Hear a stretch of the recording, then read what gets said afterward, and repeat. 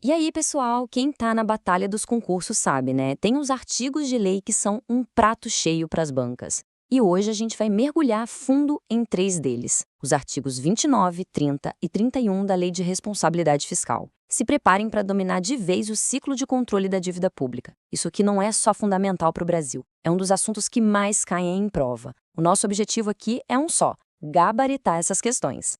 Já parou para pensar o que acontece quando um governo perde a mão, gasta mais do que arrecada e a dívida vira aquela bola de neve? Pois é justamente para evitar esse caos que a nossa famosa LRF existe. Pensa nela como se fosse um GPS financeiro, sabe? Ela dá o caminho e impõe os limites para os gestores públicos não saírem da linha e manterem as contas em ordem. Para a gente dominar esse ciclo, nosso roteiro vai ser bem lógico, em 4 etapas. Primeiro, o que a lei realmente chama de dívida? Depois, quem é que define os limites para essa dívida? Em seguida, o que rola quando o sinal vermelho acende e o limite estoura? E por fim, o mais importante, como é que a lei obriga o gestor a colocar o trem de volta no trilho? É um sistema completo, perfeito para a gente fixar essa matéria de uma vez por todas. Bom, tudo começa com uma lógica bem simples, uma que a gente usa na nossa vida. Pensa na fatura do cartão de crédito. Para controlar os gastos, a primeira coisa é saber exatamente o que está sendo cobrado ali, certo? Com as contas públicas é a mesma coisa. A LRF parte desse princípio. Antes de controlar, a gente precisa definir o que é a dívida. E a LRF, olha, não dá ponto sem nó. A própria lei, lá no artigo 29, define tudo com uma precisão de cirurgião. E é por isso que as bancas de concurso amam esse artigo. Cada conceito, cada inciso é uma questão em potencial. Então, foco total nos detalhes que a gente vai ver agora. O primeiro conceito, o mais importante de todos, é esse aqui: dívida pública consolidada. Para facilitar, pensa nela como o saldo devedor principal do governo. É a soma de todas as dívidas de longo prazo, ou seja, aquelas que o governo tem mais de 12 meses para pagar. Esse montante gigante que a LRF quer manter sob controle. E a operação de crédito, o que seria? Bom, se a dívida consolidada é o saldo total, a operação de crédito é a ação de aumentar esse saldo. É o ato de ir lá e pegar mais dinheiro emprestado, seja com contrato, vendendo um título público, não importa a forma. É a compra nova no cartão de crédito do governo. Mas a conta não para por aí. O artigo 29 é bem detalhista. Ele também coloca na conta a dívida mobiliária, que são os títulos que o governo emite, a concessão de garantia, que é quando o governo serve de fiador para alguém. Se o devedor não pagar, a conta sobra para ele, e até algumas dívidas de curto prazo podem entrar no cálculo. Entender bem a diferença entre cada uma dessas coisas é o que separa quem acerta a questão de quem cai na pegadinha.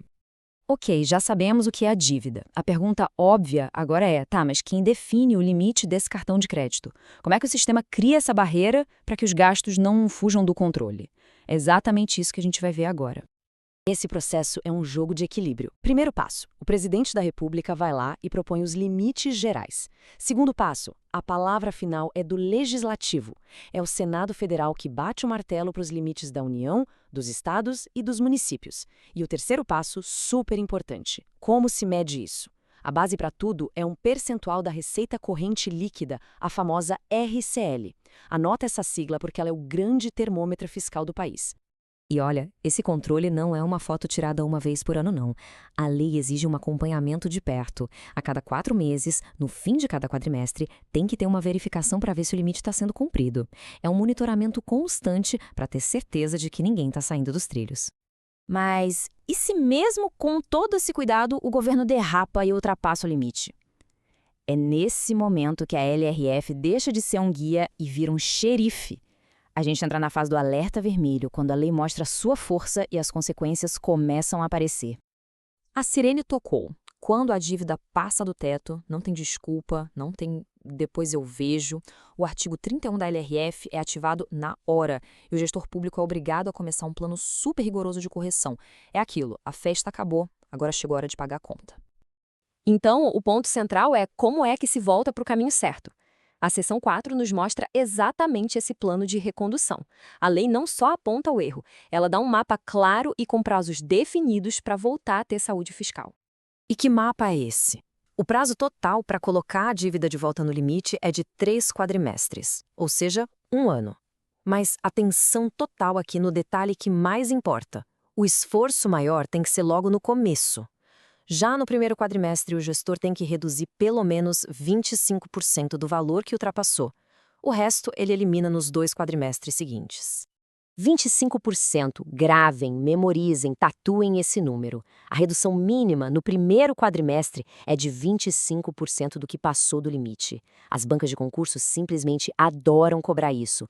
É a primeira meta, a mais importante do plano de recuperação. E enquanto a dívida estiver acima do teto, o governo fica numa verdadeira camisa de força. De um lado, ele é obrigado a tomar medidas como cortar gastos e limitar empenhos. Do outro, ele sofre sanções imediatas. Fica proibido de pegar novos empréstimos, a não ser que seja só para rolar a própria dívida. É uma combinação de ação forçada com restrição. Agora, e se passar o prazo de 1 ano e o gestor não conseguir colocar a casa em ordem? Aí a punição fica muito mais pesada. Além de continuar proibido de pegar crédito, o município ou o estado fica impedido de receber transferências voluntárias. Isso, na prática, é aquele dinheiro que vem para obras, convênios. Perder isso pode simplesmente paralisar uma administração. E agora, a regra de ouro para as provas, a cereja do bolo do artigo 31, atenção, no último ano de mandato de um prefeito-governador não tem colher de chá. Se o limite estourar logo no primeiro quadrimestre, as sanções, como a proibição de pegar créditos, são aplicadas imediatamente. É uma forma de evitar que o gestor saia e deixe uma bomba fiscal de presente para o sucessor. E assim, a gente fecha o ciclo. Vimos como a dívida é definida, como os limites são criados, o que acontece quando o alarme toca e qual é o plano para voltar aos trilhos. Esse mecanismo da LRF é, sem dúvida, uma ferramenta poderosíssima, mas fica aí a reflexão. Esse ciclo, tão bem desenhado na lei, é suficiente para garantir a saúde financeira do Brasil no longo prazo? É uma ótima questão para a gente pensar nos desafios que existem entre o que está no papel e a nossa realidade.